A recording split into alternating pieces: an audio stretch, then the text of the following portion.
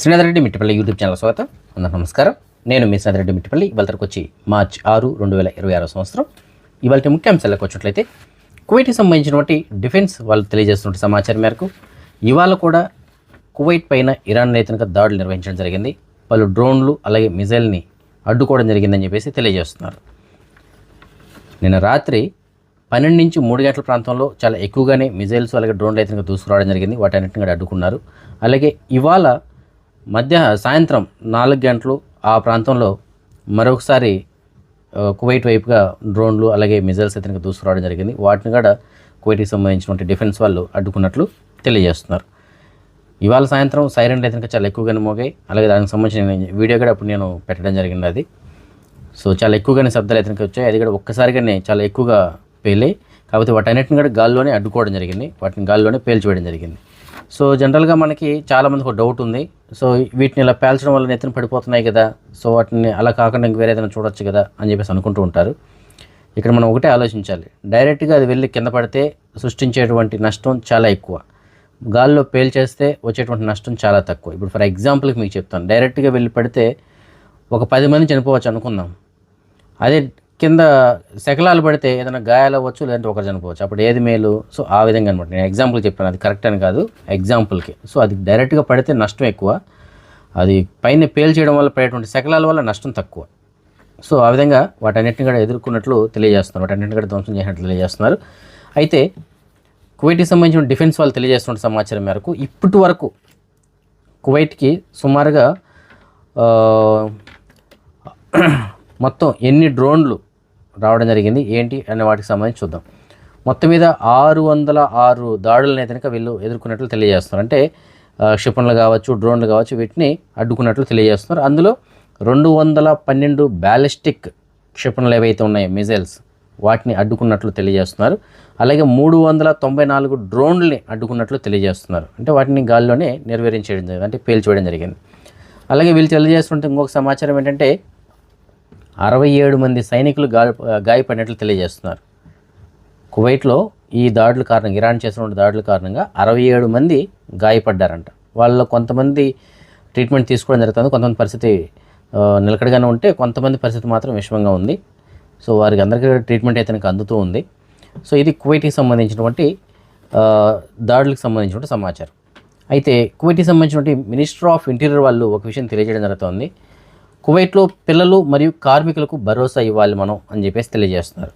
అంటే జనరల్గా పిల్లలకి ఏంటంటే వాళ్ళ మనస్తత్వం ఎలా ఉంటుందంటే, చిన్నప్పుడు ఏదైతే సంఘటనలు చోటు చేసుకుంటే అవి పెద్ద అయినా కూడా వాళ్ళ మైండ్లో అలా ఉండిపోతుంది. మానసికంగా వాళ్ళు దానికి లోనవడానికి, ఇబ్బంది పడడానికి అవకాశాలు అయితే ఉంటాయి.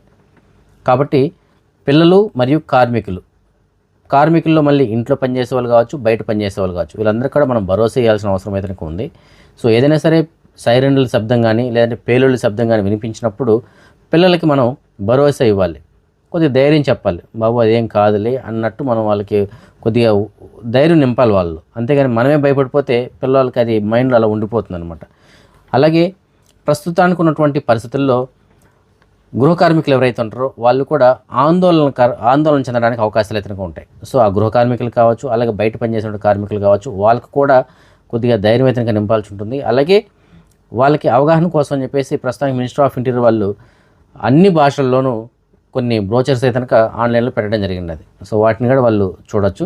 అలాగే మినిస్టర్ ఆఫ్ ఇంటీరియర్ వాళ్ళు ఇంకొక విషయం తెలియజేయడం జరుగుతుంది. ఎవరైనా సరే వదంతులను కనుక వ్యాప్తి చేసినట్లయితే, అంటే పుకార్లు కనుక సృష్టించినట్లయితే, ఏ మ్యాటర్ పైన సరే, ఇప్పుడున్నటువంటి పరిస్థితులకు సంబంధించి ముఖ్యంగా ఏదైనా పుకార్లు కనుక సృష్టించినట్లయితే వాళ్ళపైన చట్టపరమైన చర్యలు చాలా కఠినంగా తీసుకోవడం జరుగుతుందని చెప్పేసి అంటున్నారు. ఇప్పుడు చాలా వరకు తగ్గిందని చెప్పేసి మనం చెప్పుకోవాలి. మొదటి రోజు, రెండో రోజు అయితే కనుక విపరీతమైనటువంటి వీడియోలు ఎక్కడ చూసినా సరే, ఇక్కడ ఇలా పేలింది, అలా పేలింది, అక్కడ పడింది, ఇక్కడ పడింది అని చెప్పేసి. కానీ ఇప్పుడు అలాంటి వీడియోలు అయితే కనుక రావట్లేదు. చాలా వరకు భయపడ్డారని చెప్పేసి మనం చెప్పుకోవాలి. చాలామందిని అరెస్ట్ చేశారు కాబట్టి దాని తర్వాత ఈ వీడియోలు అయితే సోషల్ మీడియాలో రావడం ఆగిపోయాయి. అలాగే ఖతార్లో కూడా సేమ్ ఇదే పరిస్థితి. అక్కడ కూడా చాలామందిని అయితే అదుపులో తీసుకోవడం జరిగింది. ఈ విధంగా మినిస్టర్ ఆఫ్ ఇంటీరియర్ వాళ్ళు అయితే తెలియజేస్తున్నారు. కువైట్లో మనకి ఏదైనా సైరన్లు వచ్చినా కానీ, లేదంటే ఇంకేదైనా పేలుళ్ళు వినపడినా సరే, పక్కన ఉన్న వాళ్ళు కొద్దిగా ధైర్యం చెప్పండి. ఎందుకంటే ఒక 10 మందిలో ఒక 3-4 ధైర్యంగా ఉంటే మిగతా వాళ్ళు ధైర్యం లేని వాళ్ళు ఉంటారు, భయపడే వాళ్ళు ఉంటారు. వాళ్ళకి కొద్దిగా ధైర్యం చెప్పండి. అయ్యా బాబు ఇది పరిస్థితి, ఏం కాదులే, మేము ఉన్నాం కదా అన్నట్టు ఒక ధైర్యం అయితే వాళ్ళకి ఇవ్వండి. అలాగే ముఖ్యంగా పిల్లలకు మాత్రం చాలా ధైర్యం అయితే ఇవ్వాల్సి ఉంటుంది మనం వాళ్ళు పాజిటివ్గా తీసుకెళ్లాల్సి ఉంటుంది. లేకపోతే మాత్రం వాళ్ళు మెంటల్గా కొద్దిగా డిస్టర్బ్ అవడానికి అవకాశం ఉంటుంది. వాళ్ళు పెద్ద అయినా కూడా అది మైండ్లో అలాగే ఉంటుంది. చిన్నపిల్లలప్పుడు ఏవైతే సంఘటనలు చోటు చేసుకుంటే అవన్నీ కూడా పెద్ద అయినా కూడా అలాగే ఉంటాయి. కాబట్టి పిల్లల విషయంలో కొద్దిగా జాగ్రత్త అయితే ఉండండి. వాళ్ళు కొద్దిగా ధైర్యం అయితే ఇవ్వండి. అలాగే కువైట్కి సంబంధించినటువంటి మినిస్టర్ ఆఫ్ ఇంటీరియర్ వాళ్ళు తెలియజేసిన సమాచారం మేరకు మినిస్టర్ ఆఫ్ ఇంటీరియర్లో పనిచేస్తున్నటువంటి ఒక అధికారి మాదక ద్రవ్యాలు విక్రయిస్తున్నాడు అనేటువంటి పక్కా సమాచారాన్ని అందుకున్నటువంటి అధికారులు అతని ఇంటిపైన రైడ్ చేయడం జరిగింది. ఈ దాడిలో అతని దగ్గర నుంచి మాదక ద్రవ్యాలు స్వాధీనం చేసుకోవడం జరిగింది. అయ్యూన్ ప్రాంతంలో ఈ సంఘటన చోటు చేసుకుంది. అయ్యూన్ ప్రాంతంలో తన ఇంట్లో అతను మాదక ద్రవ్యాలు విక్రయిస్తుండగా రెడ్ హ్యాండెడ్గా పట్టుకోవడం జరిగింది కువైట్కి సంబంధించినటువంటి మినిస్టర్ ఆఫ్ ఇంటీరియర్ వాళ్ళు. అయితే అక్కడ వాళ్ళు ఇంకొక విషయాన్ని కూడా గుర్తించారు. అదేంటంటే వీళ్ళు అతన్ని అదుపులో తీసుకునే సమయంలో పక్కన ఒక రూమ్లో నుంచి ఆర్తనాదాలు వినిపిస్తున్నాయి. ఏమిటా అని చెప్పేసి డోర్ తీసి చూస్తే అక్కడ హృదయ విదారకరమైనటువంటి ఒక సంఘటన చూడడం జరిగింది. వాళ్ళ సిస్టర్ని 10 నెలలుగా బంధించున్నాడంట.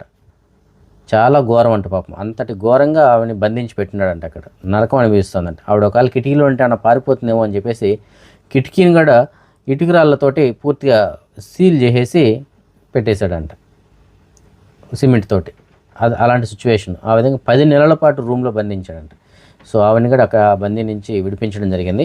ఇతను అదుపులో తీసుకున్నారు. ఇతను మళ్ళీ పోలీస్ ఆఫీసర్, మినిస్టర్ ఆఫ్ ఇంటీరియర్లో పనిచేసినటువంటి ఒక పోలీస్ అధికారి. అలాంటి అతను ఇలాంటి పనులు చేస్తున్నాడు. మరి దాంతో అదుపులో తీసుకున్నారు. చట్టపరమైన చర్యలు తీసుకోవడం కోసం సంబంధిత విభాగాలకు రెఫర్ చేశారు. కువైట్ ఎయిర్వేస్ తెలియజేసినటువంటి సమాచారం మేరకు బయట దేశాల్లో ప్రస్తుతానికి ఉన్నటువంటి కువైట్కి సంబంధించిన పౌరులు కావచ్చు, అలాగే ప్రవాసీలు కావచ్చు, వారి దగ్గర నుంచి సుమారుగా 2000 అభ్యర్థనలు అయితే వచ్చాయంట. వాళ్ళు మళ్ళీ కువైట్కి రావాలని చెప్పేసి అనుకుంటున్నాము అని చెప్పేసి. అయితే కువైట్ ఎయిర్వేస్ ప్రస్తుతానికి వాళ్ళన్నీ కూడా రెడీగా ఉంది. మేము వెళ్ళడానికి తీసుకురావడానికి అయితే మేము రెడీగా ఉన్నాం. కాకపోతే ప్రస్తుతానికి పరిస్థితుల కారణంగా కువైట్ గగనతలం అయితే ఎయిర్బేస్ అయితే క్లోజ్ చేస్తున్నారు కాబట్టి మాకు వెళ్ళడానికి అవకాశం లేదు. సో మేమైతే రెడీగా ఉన్నామని చెప్పేసి వాళ్ళు అంటున్నారు. ఇప్పుడు పరిస్థితులను దృష్టిలో పెట్టుకొని గవర్నమెంట్ అయితే వాటన్నిటిని కూడా ఆపిండదు. ఎందుకంటే పొరపాటున ఏదైనా జరిగి ఒక ఫ్లైట్ పైన ఏదైనా ఒక మిజైల్ పడినా కూడా చాలా నష్టం జరగడానికి అవకాశం ఉంటుంది. వాళ్ళందరూ కూడా ప్రాణాలు కోల్పోవడానికి అవకాశాలు ఉంటాయి. అప్పుడు చెడ్డ పేరు ఎవరికి? కాబట్టి ప్రస్తుతానికి తాత్కాలికంగా ఎయిర్బేస్ క్లోజ్ చేస్తున్నారు కాబట్టి కువైట్ ఎయిర్వేస్ వాళ్ళు వెళ్ళలేకపోతున్నారు. కాకపోతే అభ్యర్థులు చాలా ఎక్కువ వచ్చాయంటే మేమైతే రెడీగా ఉన్నామని చెప్పేసి అంటున్నారు కువైట్ ఎయిర్వేస్ వాళ్ళు. సో ఈ దాడులు కనుక కొద్దిగా అణిగితే, కొద్దిగా తగ్గుముఖం పడితే అప్పుడు మనం ఇంటికి వెళ్ళడానికి అయితే ఎయిర్పోర్ట్ ఓపెన్ అవ్వడానికి అన్నిటికీ కూడా అవకాశాలు అయితే ఉంటాయి. కానీ అంతవరకు మనం వెయిట్ చేయాల్సిందే. కాబట్టి ఎవరైతే ఫ్లైట్ల గురించి అడుగుతున్నారో వాళ్ళకి ఇది ఆన్సర్ అని చెప్పేసి అనుకుంటున్నాను. ఇప్పటికైతే ఎలాంటి సమాచారం లేదు ఎయిర్పోర్ట్కి సంబంధించి. సో దాడులు కొనసాగుతున్నాయి కాబట్టి ప్రస్తుతానికి తాత్కాలికంగా క్లోజ్ చేస్తున్నారు. అప్డేట్ ఏదైనా వస్తే ఫ్లైట్స్కి సంబంధించి నేను తప్పనిసరిగా మీకు తెలియజేస్తున్నాను. అయితే ఓమన్ ఎయిర్పోర్ట్ ఏదైతే ఉందో, ఓమన్ దేశానికి సంబంధించినటువంటి ఇంటర్నేషనల్ ఎయిర్పోర్ట్ ఏదైతుందో అది మాత్రం ఫుల్లీ ఆపరేటెడ్ అని చెప్పేసి అంటున్నారు. అంటే పూర్తి స్థాయిలో ప్రస్తుతానికి అది ఓపెన్ చేయబడిందని చెప్పేసి తెలియజేస్తున్నారు. దుబాయ్ ఆల్రెడీ కొన్ని స్పెషల్ ఫ్లైట్ అయితే నడుపుతోంది. అలాగే సౌదీ అరేబియా కూడా స్పెషల్ ఫ్లైట్ అయితే నడుపుతుంది. ఆ విషయం మనందరికీ తెలుసు. ఇప్పుడు ఓమన్లో కూడా స్పెషల్ ఫ్లైట్లు నడిపేవాళ్ళు, కానీ ఇప్పుడు ప్రస్తుతానికి పూర్తి స్థాయిలో ఫ్లైట్లు ఏదైనా నడపడం జరుగుతుందని చెప్పేసి ఓమన్ తెలియజేసింది. మనకి ఖతార్ కానీ, బహ్రెయిన్ కానీ, కువైట్ కానీ ఇప్పటివరకు అప్డేట్ లేదు. ఏదైనా అప్డేట్ వస్తే నేను మీకు తప్పకుండా తెలియజేస్తాను. ఇంకొక విషయం అంటే మన భారతదేశంలో కూడా ఈ సుఖోయ్ యుద్ధ విమానాలు ఏవైతే ఉన్నాయో, ఫైటర్ జెట్స్ ఏవైతే ఉన్నాయో, అది ఒకటి అస్సాంలో మిస్ అయింది. నిన్న జరిగినటువంటి సంఘటన ఇది. నిన్న మధ్యాహ్నం మిస్ అయింది. రాడార్ నుంచి సిగ్నల్స్ అయితే కోల్పోయింది బయలుదేరిన కొంత సమయానికి. అయితే దాని తర్వాత వీళ్ళు ట్రేస్ చేయడం జరిగింది. ట్రేస్ చేస్తే అది ఒక చోట క్రాష్ ల్యాండ్ అయింది. దాంతో అందులో ఉన్నటువంటి 2 పైలట్లు కూడా ప్రాణాలు కోల్పోయినట్లు తెలియజేస్తున్నారు. సో ఈ ఫైటర్ జెట్ ఏంటంటే వీళ్ళు ట్రైనింగ్లో భాగంగా తీసుకెళ్ళినట్టు తెలియజేస్తున్నారు. అయితే అక్కడ ఏం జరిగిందో తెలియదు. ఇంకా పూర్తి డీటెయిల్స్ అయితే ఇంకా తెలియాల్సి ఉంది. మొత్తం మీద మన సుఖోయ్ ఫైటర్ జెట్ ఏదైతే ఉందో Su-30 MKI అని చెప్పేసి అంటారు ఫైటర్ జెట్. సో అది క్రాష్ ల్యాండ్ అయినట్టు తెలియజేస్తున్నారు. మొత్తం మీద ప్రాణాలు కోల్పోయిన 2 ఆఫీసర్స్ ఎవరైతే ఉన్నారో పైలట్స్, వారి యొక్క ఆత్మకు శాంతి చేకూరాలని చెప్పేసి మనం కోరుకుందాం. అయితే దీనికి యుద్ధానికి ఎలాంటి సంబంధం లేదండి. ఇది జనరల్గా మన ఇండియాలో వాళ్ళు ట్రైనింగ్ కింద వెళ్తున్నప్పుడు మిస్ అయినటువంటి ఫ్లైట్ ఇది. సో దీంట్లో ఎవరి ప్రమేయం కానీ లేదు. యుద్ధం కానీ వాటితో కానీ సంబంధం లేదు. ఎందుకంటే మనం యుద్ధాల గురించి చెప్పుకుంటున్నాం అని చెప్పేసి ఇది కూడా దానికైనా ముడిపెట్టేవారు. అది దానికి దీనికి సంబంధం లేదు. అది జనరల్గా ఇండియాలో మామూలుగా జరిగినటువంటి సంఘటన అది. యూఏఈపై ఇరాన్ దాడులు అయితే కొనసాగుతూనే ఉన్నాయి. యూఏఈ తెలియజేసినటువంటి గణాంకాల ప్రకారం ఇవాళ 9 మిజైల్స్ ఇరాన్ నుంచి యూఏఈ పైకి వచ్చినట్లు తెలియజేస్తున్నారు. అలాగే 109 డ్రోన్లు అయితే వచ్చాయంట. వీటిలో చాలా వరకు వీళ్ళు అడ్డుకోవడం జరిగింది. అయితే ఒక ముగ్గురు వ్యక్తులు మాత్రం ప్రాణాలు కోల్పోయినట్లు తెలియజేస్తున్నారు. ఆ ముగ్గురు కూడా పాకిస్తాన్కి సంబంధించిన వాళ్ళు ఒకరు, నేపాల్కి సంబంధించిన వాళ్ళు ఒకరు ఉన్నారు, అలాగే బంగ్లాదేశ్కి సంబంధించిన ఒక వ్యక్తి అయితే ఉన్నారు. సో ఈ విధంగా ముగ్గురు అయితే ప్రాణాలు కోల్పోవడం జరిగింది. సో ఏదైనప్పటికీ దుబాయ్లో కూడా దాడులు అయితే ఇంకా కొనసాగుతున్నాయి. అయినా కొన్ని స్పెషల్ ఫ్లైట్ అయితే నడపడం జరుగుతుంది. ఆ స్పెషల్ ఫ్లైట్స్ కూడా అక్కడ గవర్నమెంట్ ఏం చేసిందో తెలిసిన, మన ఫ్లైట్స్ ప్యాసింజర్స్ ఫ్లైట్ వెళ్తూ ఉంటే దానికి ఎస్కార్ట్గా ఫైటర్ జెట్లు వెళ్తున్నాయి. పొరపాటున ఏదన్నా జరగరాని జరిగితే ఇబ్బంది కాబట్టి ఫైటర్ జెట్స్ ఈ కొంత దూరం వెళ్ళినంత వరకు, అంటే ఈ బార్డర్స్ అన్నీ దాటుకొని మన యుఏఈ గగనతలం దాటి ఇరాన్కి సంబంధం లేకుండా అవి కొంత దూరం వెళ్ళేంత వరకు ఇవి అక్కడి వరకు తోడుగా వెళ్ళి వాటిని పంపించి మళ్ళీ రిటర్న్ వస్తున్నాయి అన్నమాట ఫైటర్ జెట్లు. సో అవి సేఫ్టీనే కదా, ఎందుకంటే అవి ఉంటే ఏదైనా ఫ్లైట్ వైపు కనుక ఏదైనా మిజైల్స్ వస్తే ఈ ఫైటర్ జెట్లు అడ్డుకోవడానికి అవకాశం ఉంటుంది. సో ఆ విధంగా దుబాయ్ గవర్నమెంట్ వాటికి ఎస్కాట్ల కింద ఫైటర్ జెట్లను పెట్టి ప్యాసింజర్లను స్పెషల్ ఫ్లైట్లు ఎదురుగా తరలించడం జరుగుతూ ఉంది. సో ఇది మంచి పరిణామం అని చెప్పేసి మనం చెప్పుకోవాలి. త్వరలోనే ఫుల్ ఫ్లెడ్జ్డ్గా అన్ని విమానాలు కూడా నడపాలని చెప్పేసి మనం అయితే కోరుకుందాం. అలాగే కువైట్లో ప్రస్తుతానికి జరుగుతున్న దాడులు కూడా చాలా ఘోరంగా ఉన్నాయండి. సో నిన్న మొన్న కొద్దిగా సైలెంట్గా ఉన్నా ఇవాళ అర్ధరాత్రి అలాగే ఇవాళ సాయంత్రం మాత్రం ఎక్కువగా జరిగాయి. సో మ్యాక్సిమం అన్నీ కూడా కువైట్లో ఉన్నటువంటి అమెరికాకి సంబంధించిన ఎయిర్ బేస్ ఏదైతుందో ఆ ఎయిర్ బేస్ను లక్ష్యంగా చేసుకొని దాడులు అయితే నిర్వహించడం జరుగుతుంది. సాధారణ ప్రజలపైన, ఇండ్లపైన ప్రస్తుతానికి దాడులు అయితే ఉద్దేశపూర్వకంగా ఎక్కడికైనా జరిగినట్లు దాఖలాలు లేవు. ఏదైనా బై మిస్టేక్ పైన వాటిని పేల్చినప్పుడు ఆ శకలాలు పడితే ఏదన్నా గాయాలు కానీ నష్టం కానీ ఏదైనా జరిగిండొచ్చు అంతే తప్ప డైరెక్ట్గా పడినది అయితే కనుక లేదు. డైరెక్ట్గా పడుతున్నదంతా కూడా కువైట్లో ఉన్నటువంటి అమెరికాకి సంబంధించిన ఎయిర్ బేస్ పైనే జరుగుతున్నాయి దాడులన్నీ కూడా.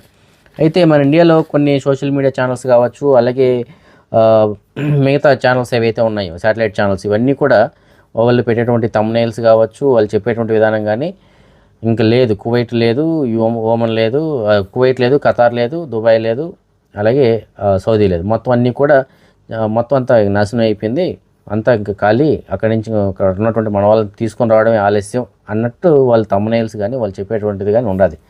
దయచేసి మీరు ఈ న్యూస్ ఛానల్స్లో వచ్చేటువంటి థంబ్నెయిల్స్ వీటిని చూసి మాత్రం భయపడకండి, కంగారు పడకండి. అందులో ఉన్నటువంటి థంబ్నెయిల్ ఒకటి, లోపల మ్యాటర్ ఒకటి ఉంటుంది. చెప్పింది పదే పదే చెప్పి ఉన్నది లేదని కలిపి చెప్తుంటారు.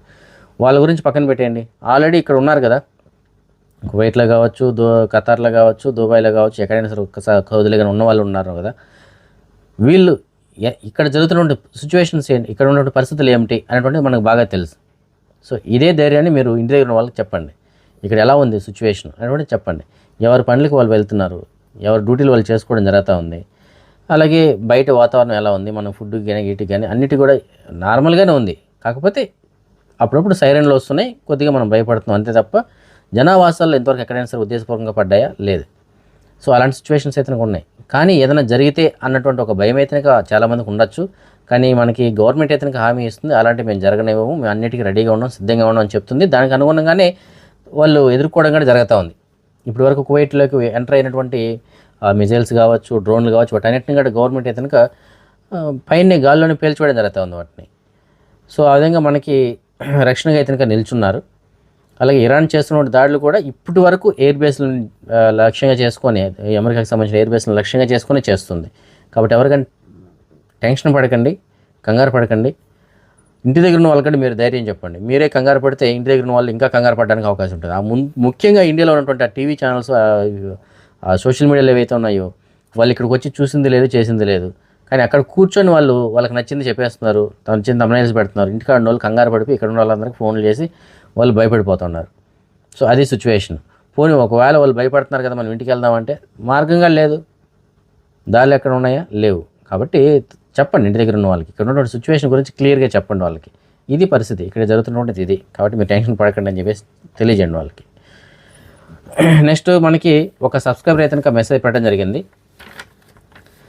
ఆయన పాత డ్రైవర్ అండి కువైట్లో, ఆయనకి డ్రైవర్ పని కావాలి అని చెప్పేసి అంటున్నారు. సో మీకు తెలిసిన చోట ఎక్కడైనా సరే కువైట్ వాళ్ళ ఇంట్లో పర్మనెంట్గా డ్రైవర్ ఎవరికైనా కావాలి అని అడుగుంటే మీకు డిస్ప్లేకి సంబంధించిన నెంబర్ ఇస్తాను, నెంబర్ కాల్ చేసి ఆయనకి సమాచారం అందించగలరు. ఇవాళ ఆర్య అనేటువంటి అబ్బాయి మొదటి సంవత్సరం పుట్టినరోజు జరుపుకోవడం జరుగుతుంది. ఇంకా ఎవరైనా మన సబ్స్క్రైబర్స్ యొక్క పిల్లలు వాళ్ళు పుట్టినరోజు జరుపుకుంటుంటే వారికి కూడా నా తరపున, అలాగే మన ఛానల్ సబ్స్క్రైబర్స్ అందరి తరపున పుట్టినరోజు శుభాకాంక్షలు. అదే మనం ఈ మనీ ఎక్స్చేంజ్ విషయానికి వచ్చినట్లయితే ప్రస్తుతానికి ఒక కువైట్ అవుతున్నారు మన భారతదేశం రూపీస్లో సుమారుగా 297 రూపాయలుగా ఉంది. మంచి ఎక్స్చేంజ్ రే ఇంకా కొనసాగుతుంది గత 4-5 రోజులుగా. బంగారం విషయానికి వచ్చినట్లయితే మాలియాలో ఉన్న సూకల్ వతియాలో ఉన్నటువంటి షాప్ నెంబర్ 121లో ఉన్న ఎఫ్కే జ్యువెలర్స్ వాళ్ళు మనకు అందించిన సమాచారం మేరకు 22 క్యారెట్ల బంగారం ప్రస్తుతానికి 1 గ్రామ్ ధర 46 దినార్ల 940 పిలుసు ఉంది. అదే 24 క్యారెట్ల బంగారం అనగా బిస్కెట్ల రూపంలో బంగారం ప్రస్తుతానికి 1 గ్రామ్ ధర 51 దినార్ల 189 పిలుసు ఉంది.